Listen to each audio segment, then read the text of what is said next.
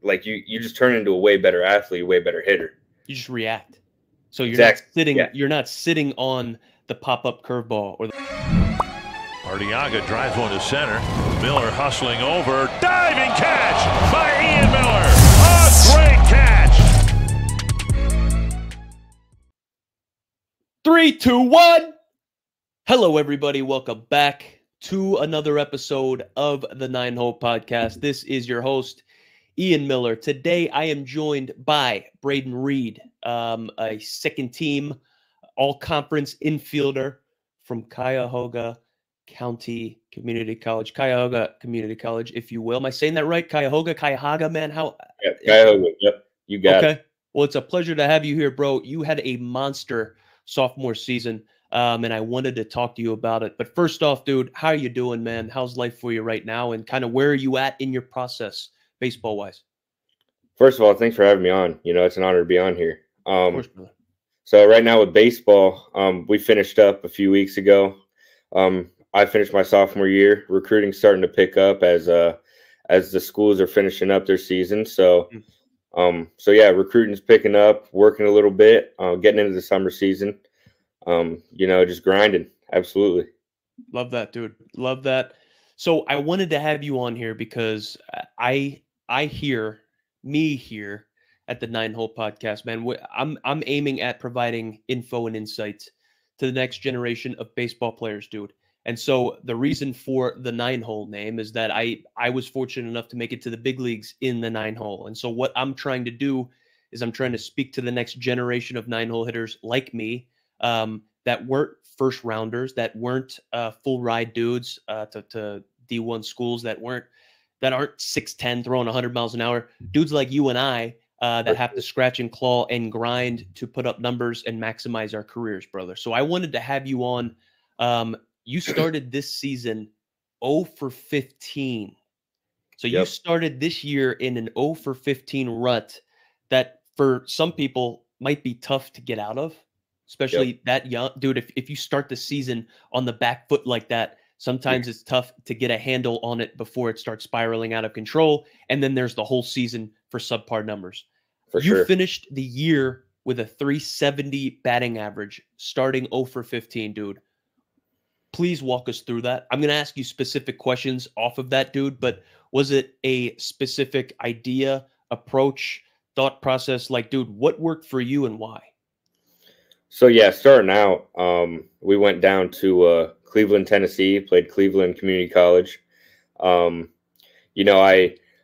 didn't have the series I wanted, obviously. I was like 0 for 12 or 1 for 12, something like that with like 6 or 7 strikeouts. And I didn't really have an approach. I was swinging at junk all the time, curveballs in the dirt. And, I came back and my hitting coach kind of, showed me some things that were wrong with my swing. And I was like, all right, yeah, whatever.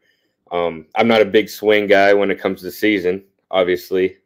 That's for the off season. But yeah, we come back. We played Mott Community College, I believe.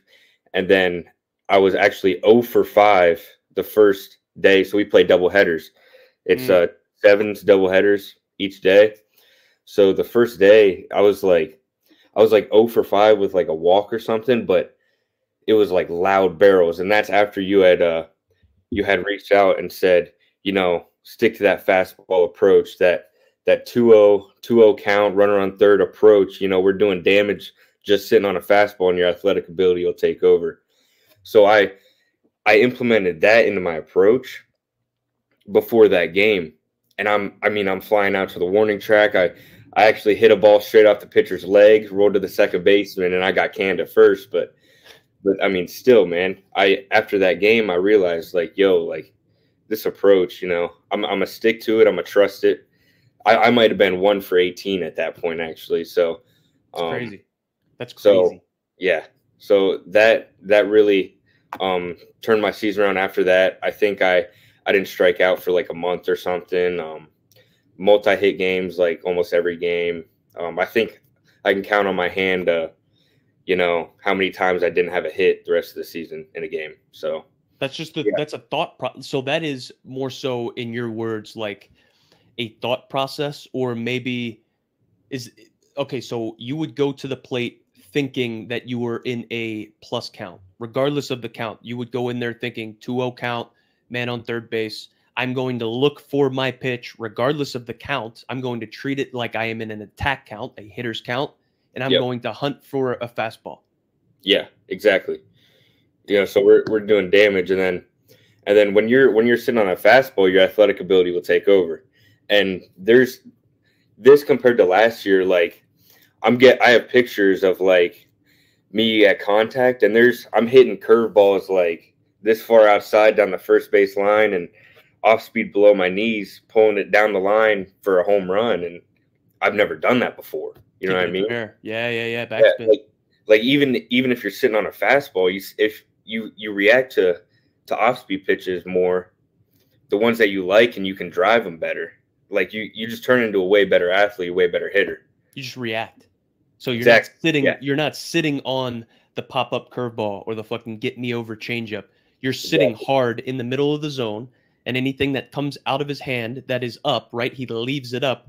You're sitting and you're on that fastball, and you'll be able to be in an athletic position. Your brain's kind of turned off. You just react to anything that's hanging, right? And you're able to keep it fair. You're able to put backspin on it.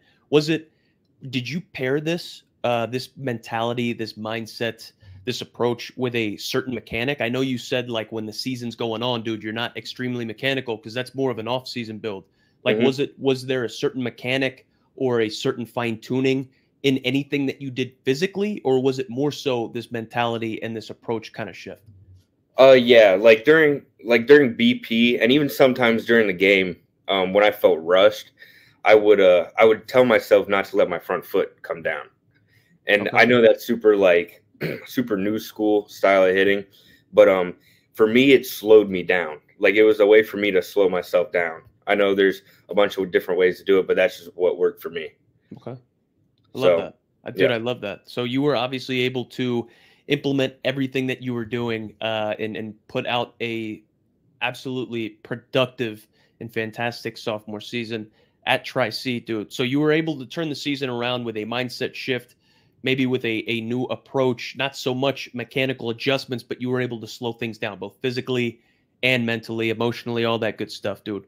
Okay. So we talked about the approach, man. Run me through BP. So you took this 2-0 approach, plus count, fastball middle, man on third. You're trying to do damage. You're trying to score that imaginary runner on third base, home, however you want to do it. Dude, what was your BP like? What were you doing in BP? What were you trying to do? Were you implementing new drills, or were you trying to do this approach in BP? Yeah. So, I mean, when we would take BP, I mean, sometimes it was hard, time constraints and stuff. For sure. But I kept it simple. Like I said, not letting my front foot get down, trusting myself, being slow, kind of, I'm a lot quicker than I think I am. So, like I said, not letting my front foot get down, and I'm just living over the second baseman's head, kind of right center gap. Yeah. Okay. You're righty. So you're trying to drive it through that right center gap. Yep. So even in the cage, right? If you're getting cage work in, or you get tee work in, are you kind of doing the same thing, or is that more so, with flips and everything? Yeah, pretty much doing the same thing. I mean, there's some rounds where I kind of got to feel myself kind of get big, obviously, but yeah, I'm just trying to keep it simple, keep it the same. That's fantastic, dude. And were there any specific points this year where you were kind of able to lock it back in? So let's say if you were having trouble, let's say your freshman year, you were having trouble with righty sidewinders or dudes out of the bullpen that were throwing submarine. And whatever happened your freshman year happened. And you're in your sophomore year right now, your things are picking up, dude, you're raking. Has there been a point this year where you were able to look back at your freshman year and be like, I'm a little different than last year. I've made strides and improvements this year. I'm not saying it's got to do with your approach or, what you necessarily brought out at the plate, right? If it's a specific mindset. I'm just saying overall in general, like compared to last year at this time, were there specific instances where it was like, dude, I am leaps and bounds better than I was last year? Yeah, even last year, I hit really well to start off the year. I think I had got to the #1 spot in our JUCO leaderboards or something, 514 through 25 games or something. And then, you know, I went probably 0 for 4 one game and tried to change stuff like every, you know, amateur hitter does, and ended up, you know, still having a good year, but not the year that I started out with. So this year, you know, I would fall into like 0 for 2 and 0 for 3, and I would, you know, kind of be like, yo, trust yourself. Like just let it come to you. You know, don't turn 0 for 4 into 0 for 10. You know what I mean? Like it happens to everybody. It's more of a, I didn't do anything to my swing. Obviously, it's just a mindset thing. Like honestly, I told myself like not to care, if that makes sense, so I could play free. Yes, dude, that makes a ton of sense, man. So, yeah, dude, I absolutely love it. What were the frustrations like?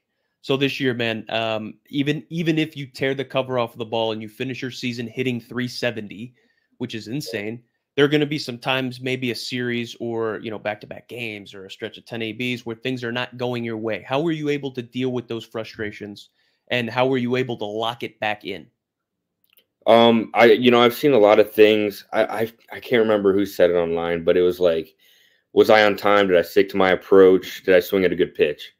And I would run myself through that every single at bat, and I'm like, okay, yeah, I did stick to my approach. I swung at a good pitch, and I put a good barrel on it. It just, the outcome didn't come back the way I wanted it to. 100%. Then when I wouldn't have, when that stuff wouldn't line up, you know, I would kind of relock in and just remind myself of my cues and, you know, stick to my approach. Love it, dude. I love it. Yeah. So how many home runs did you end up with on the season? I only had 2. Okay, so walk me through the stats, man, because I see the 370 batting average, man. What kind of RBIs did you put up, man? Do you like off the top of the head? Do you know that stuff? I think I was around 20 RBIs. I did get injured for a couple weeks. Yeah, which kind of set me back a little bit. But I will say this though. Last year I had a slight injury, and when I came back, it was a mess. But this year, you know, I came back and I kind of lit the game on fire. You know what I mean? Yeah, brother. So this year was like 20 RBIs, a couple bombs, about 30 runs scored, probably eight or 9 extra base hits with like 35 hits total. That's fire, bro. So like, dude, that's fire. I love that. Just a couple more questions for you, Braden. Again, I'm extremely grateful for your time, bro. Coming on here, talking about your story, talking a little bit about your approach and your success this year, man. So you touched on, you had the hot start last year. Dude, you're banging. You got hurt, came back, and it wasn't the same. So talking about it this year, you might have gotten banged up a little bit, but you came back, you set the world on fire. What was the difference between coming off of those injuries? Was it a mindset thing? Was it the way you rehabbed? Like, man, run me through that. It was the approach, man, that fastball approach. Last year I didn't stick to an approach. I was trying to do too much probably, you know, like every young hitter. But this year, I matured. So sticking to that approach, and yeah, I mean, that's all I could say to it. Another thing was confidence. You know, I'm kind of tricking myself into walking up there like overly confident, you know, walking different, kind of like Jose Ramirez, honestly. Yeah. You know how he's got like a little funky walk, and I'm kind of walking up like that, you know, maybe staring at the pitcher, grabbing my junk a little bit, but you know, that tricked me into being like I'm that dude. You know what I mean? Yeah, brother. Something I had last year. Yeah, absolutely. I love hearing that, dude. So I had this thought, I had this idea. I kind of put it down in, you know, some of the content that the 9 Hole has put out. I put it in the newsletter. The 9 Hole newsletter drops every week, goes out every Saturday. Man, I wanted to talk about confidence. I wanted to talk about, you know, becoming the player that you want to become. So when we talk about becoming a 300 hitter, this is for dudes that are below you in terms of, you know, age, skill, and level. So these are, you know, high school players. These are middle school, like younger, right? If they want to become a 300 hitter, and they are currently at 220 or 230 or 240, right? They're not where they want to be. Like I tried to break it down. And how do you become that 300 hitter? How do you become that player that's able to hit 330? How do you become like, a 350 hitter? How do you become a 370 hitter? And so the way that I broke it down using words, right? I typed it out. It was, if you want to become a 300 hitter, you need to become the type of person that is capable of hitting 300. So it's not a specific mechanic. It's not a specific stance. It's not a specific launch angle or uppercut swing or swinging down. Dude, it's becoming that type of person. So when you're talking about putting in that extra work behind the scenes, you're hitting in the cage, you're hitting off the tee, and you're locking into your approach. You're not deviating from that. You're treating it like a plus count. You're trying to drive it into the right center field gap, or you're trying to, score that runner from third base. It's becoming that person that's able to produce those results. How can you expect to play at a championship level if you're not capable of playing, championship baseball? If you're not equipped to play at a championship caliber. You can't win a championship. You can't expect to win one if you can't play at that level, right? 100%. Dude, in your journey, being able to hit 370, regardless of what level you're at, I would love to get your take on that, bro. What would you say was extremely instrumental outside of like the approach on becoming that 300 plus type hitter? Yeah. So, I mean, I'll start with this. In high school, I was kind of put into a sacrifice role for my coach. That's not anything against him. It just wasn't who I was. I think I scratched just above 300 my senior year, hit like 250 my junior year of high school.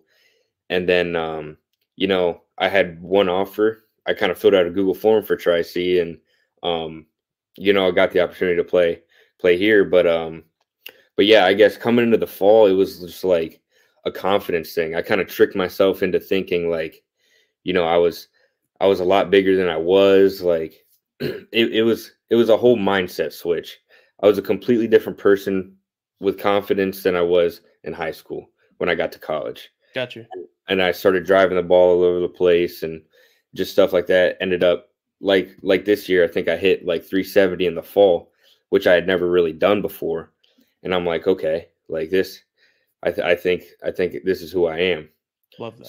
So I'd say switching over to, being that hitter is a whole confidence thing. It's nothing mechanical. It's just being who you are and being confident in who you are. I love that, dude. And you were able to kind of get that confidence, build on it by the success you were having, on the field, right? You're putting in the time, you're putting in the effort, you're getting the results. That's a confidence breeding attribute. That's a confidence breeding, cycle right there. You're putting in the time and effort, and you're being rewarded by the whole process by putting out the results, right? So you're able to get the confidence from that, man. That's like contagious.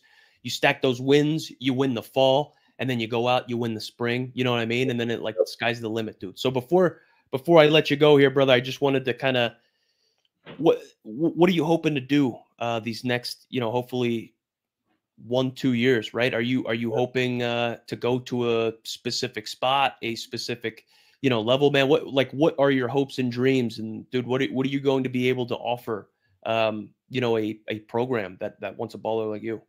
Yeah. I mean, I'd love to go to a great program that gives me the opportunity to play pro ball, obviously, whether that be, indie ball, the league, obviously, but yeah, I just want to enjoy my time at a great school, win a lot of ball games. I hate being a part of a losing team, so I love to win. So just being a part of a good culture, good program, meet new people too. It's bigger than baseball a lot of the time. So 100% just go somewhere where I enjoy it. Love it, Braden. Thank you very much, brother, for your time. Thank you for, opening up a little bit about your story, the success that you've had, this year. Had a great year last year as well, bro. Man, we wish you all the best, and we'll be following you along on your journey, brother. Thank you again for your time. Thanks for having me on, man. It was an honor. Of course, man. We'll stay in contact, dude. We'll keep tabs on you from here on out. Everybody, appreciate you tuning in. We'll see you back here again tomorrow with Zach Granite. Take care, guys. Thank you, Braden. Yep, of course.